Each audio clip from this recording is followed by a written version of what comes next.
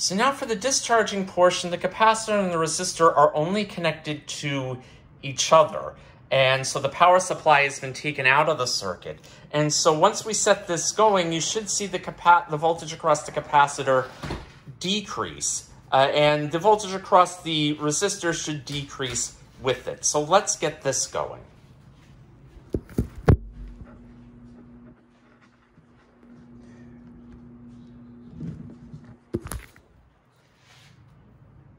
So you see them decreasing. And again, the rate of discharge is fairly quick initially.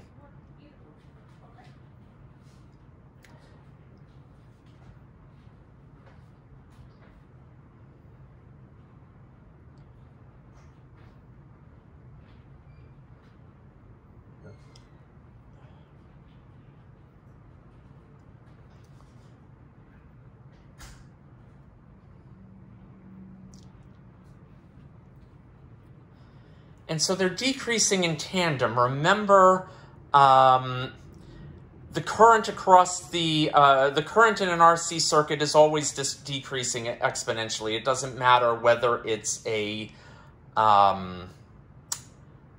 doesn't matter whether you're charging the capacitor or discharging the capacitor. The current is always going to decrease exponentially, and the voltage across the resistor is going to decrease exponentially. Whereas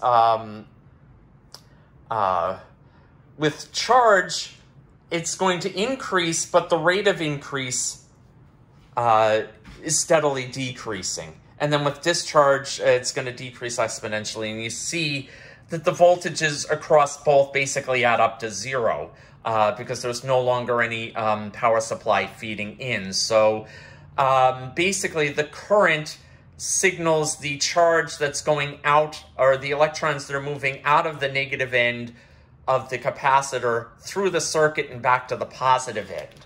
And the current is a measure of that. And it's taking its time because there's quite a bit of resistance in the circuit. Like I said, it's a 43,000 ohm resistor. So it takes its time dwindling down. But we're already at 2 minutes. And we'll leave this running for 4 minutes just like last time.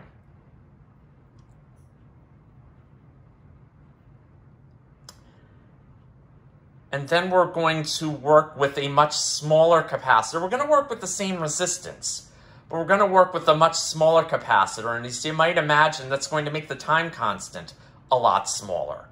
And so we're going to use a different setup. We're going to use a special kind of multimeter called an oscilloscope that can measure changes over really small amounts of time. And so it's an extremely time-sensitive instrument, and you'll be able to see that working. So we're already at 2:45, so we've got 5 more measurements to do. And see, we're already down to 0.1 volts. But again, the lower it goes down, the longer it takes for the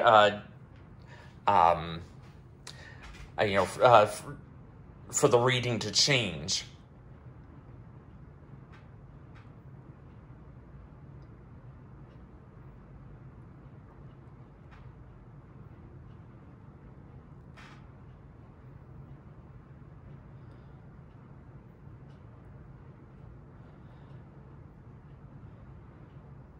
So we're 3 minutes, 30 seconds. And like I said, I'll let it run to 4 minutes.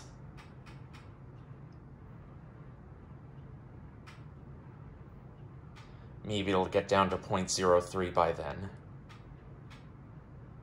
And there it did.